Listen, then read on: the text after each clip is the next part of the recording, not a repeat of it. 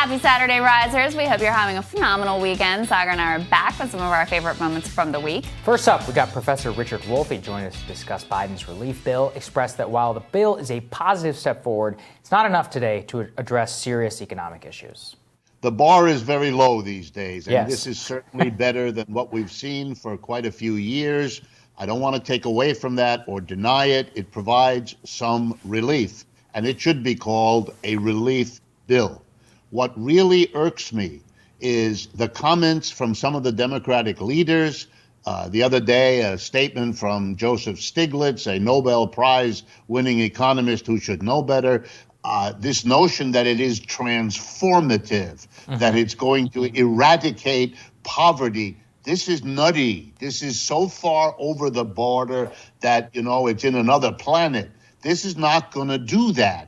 In order to do that, you have to face what none of them are willing to face, which is that we have been redistributing wealth and income upward for over 40 years, and we have an economy that works like that.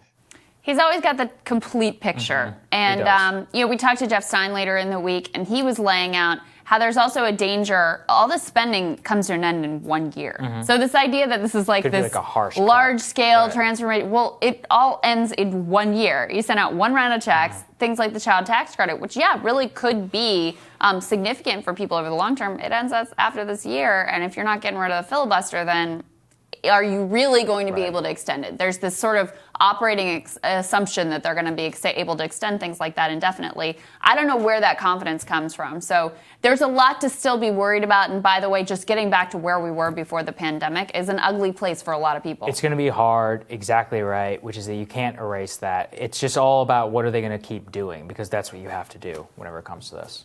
President of Center for Health and Democracy, Wendell Potter, he joined us to talk about the Koch network's private sector health care plans. He explained what tricks Americans should keep an eye out for as they and other private insurance companies try to water down the public option. Among the tricks will be to try to make sure that it is not administered by the Center for Medicare and Medicaid Services, or CMS. It's essential that it be a true public option administered by CMS, just like the current Medicare program is, which is, of course, a public option. And people who are Medicare beneficiaries have the option of selecting a private plan if they want to. So my argument is, why should the industry be against making that available to everybody? It cannot be a Medicare Advantage public option. In other words, Medicare Advantage plans are the private version of Medicare, and insurance companies have figured out how to make that a big cash cow. They are profiting from taxpayers, so it cannot be a Medicare Advantage-based plan. It has to be open to a lot of people. What we saw a dozen years ago was that it was whittled down, as you noted, to the point that it was going to be available only to a few people. And it has to be a plan that has minimal or very low deductibles. The funny thing is, so there's a couple of efforts going on here. There's the Koch network offering their personal option as a way to undercut the public option. There's also a health insurance-backed group that's running ads across the country, similarly trying to undercut the public option.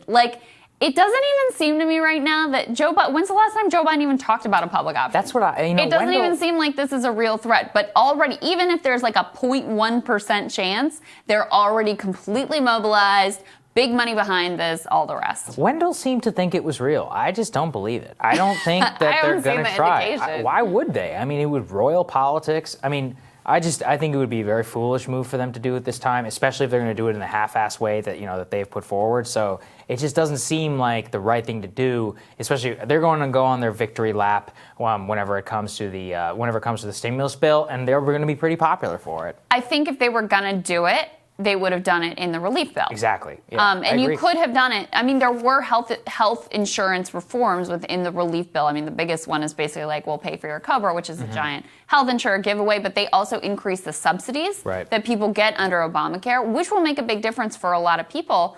But yeah, if you were going to do the public option, I think you would have done it there, but hey, we'll see. You never know. There you go. All right, finally, we were joined by author and journalist Yoan Grillo, always hard to say his name, but he was great. He talked about on the crisis at the U.S.-Mexican border. He explained the difference between Biden and Trump's border policies. Here's what he had to say. under Trump, they did some quite extreme things to try and turn this around. One thing was saying that there's a big rise in people claiming asylum in the United States because they're fleeing violence. Now, many of these people that you look at in Honduras, in El Salvador, they are fleeing very violent predatory situations that they're fleeing from. And the numbers were really rocketing, and this was causing a big problem because people were going to the United States, and the numbers of people applying for asylum was reaching hundreds of thousands. So one of the things that the Trump administration did was to say people had to wait in Mexico while they applied for asylum. So you saw these big refugee camps emerging on the border with very, very bad conditions, and then a lot of crime against them happening in Mexico. So what President Biden said, we're not going to have this, we're going to allow people to come into Mexico. But now you've got this big queue of people on the border waiting to try and get in little by little.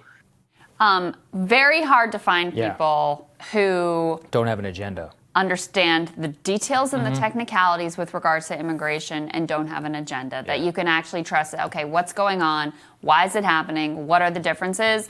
Yoan is that person. It was so great to get his analysis of the realities of the border right now. Can't wait to have him back on too as this thing progresses.